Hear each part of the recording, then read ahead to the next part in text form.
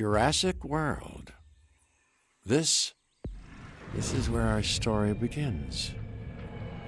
A scientific breakthrough without any consideration of the consequences. So nature did what it does and unleashed chaos. This time, we were deeper into the illusion of control, and the chaos brought something much worse. And for a moment, we remembered how precious life is. But time has a funny way of softening our memory of what it's like to lose control. And ambition. Ambition is a persistent thing. For the dinosaurs left behind, time was becoming immaterial. From miracles of science to assets destined for exploitation. Perhaps it's time we reflect on the true nature of nature. An endless cycle with one goal: survival. And this means that dinosaurs and humanity will have to find a way to work out their differences.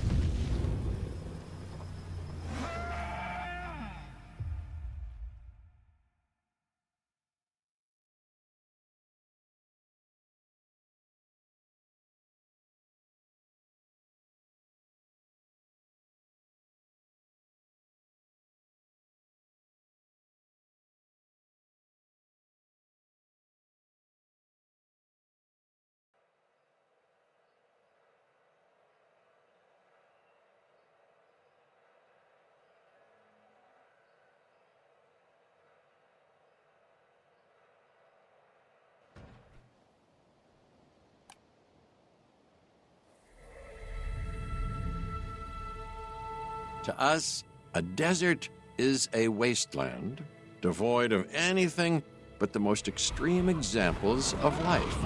But creatures once thrived in these lands hundreds of millions of years ago. Given the geological history that we're dealing with, dinosaurs walking among the tumbleweeds isn't that much of a stretch. The current situation, where dinosaurs are running wild, is untenable to those in charge, well, those that think they're in charge. So we're left with a problem or an opportunity. This is where you come in. They've ignored my warnings before, but maybe this time with you, it's going to be different. I'm willing to embrace the uncertainty.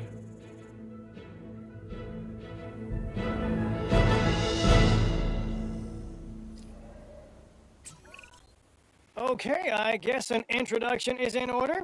I'm Cabot Finch, Assistant Director of the U.S. Department of Fish and Wildlife.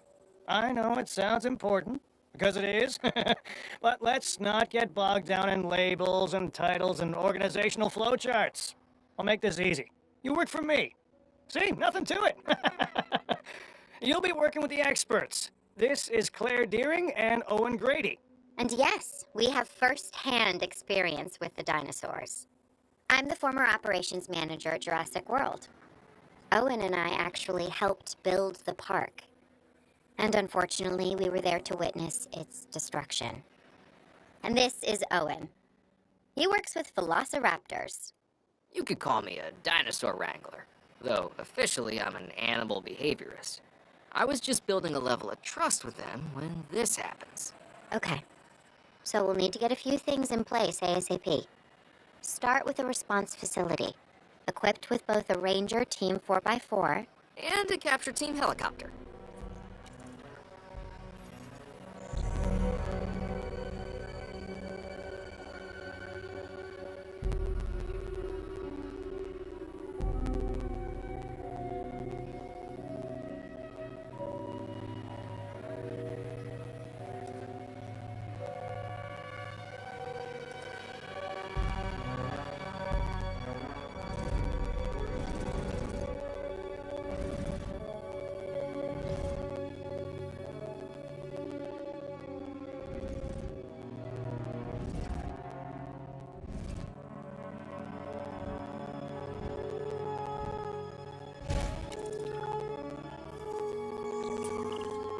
We are making excellent progress, so let's stay focused.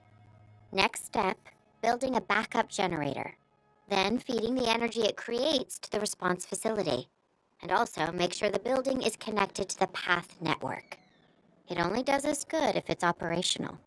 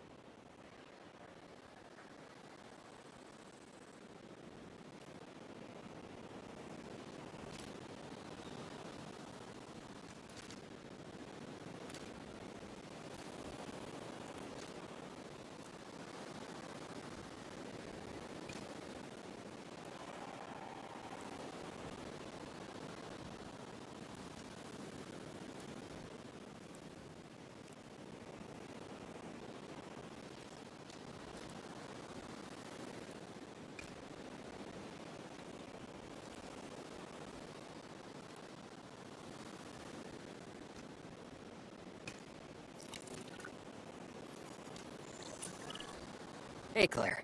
We may have trouble tracking this dinosaur from the ground, and even more trouble if we're lucky enough to find it. Then the sensible thing is to take a capture team helicopter. You can trank it from the air. See? I like the way I think.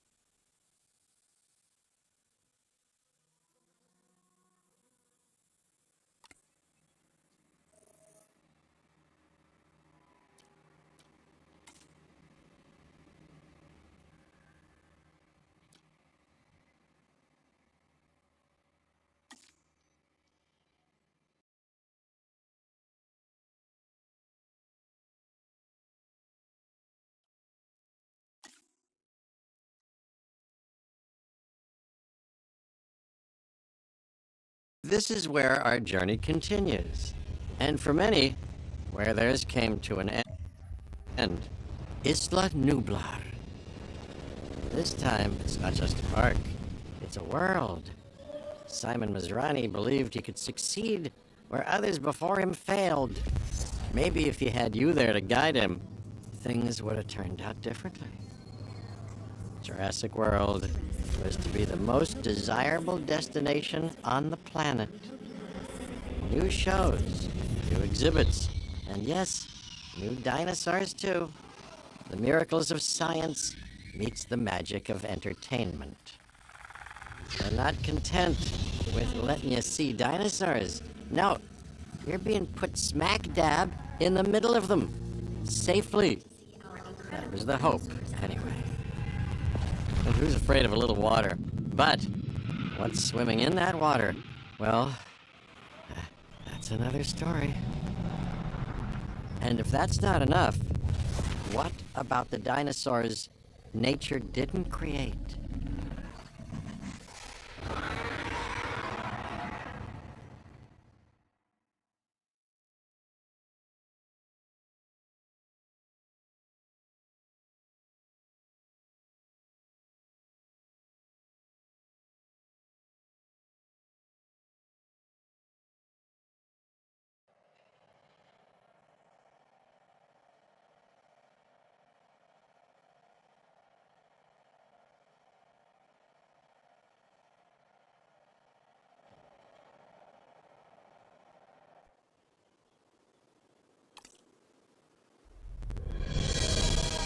John Hammond had his vision, and I have mine. I'd like to think that had things been different, he and I would have been good partners. His passion combined with my business savvy, it would have been quite the team. But alas, it was not to be. And I was left to pick up the pieces of what might have been and turn it into what should have been all along. A premier world-class tourist destination. The only place on the planet where you can experience dinosaurs up close and personal. Here, people will once again discover the wonders of this world. They will have a renewed sense of life, and they will gladly, willingly, eagerly pay for that experience. Science didn't bring back dinosaurs. It brought back possibilities. Hope. This is what I see. This is Jurassic World.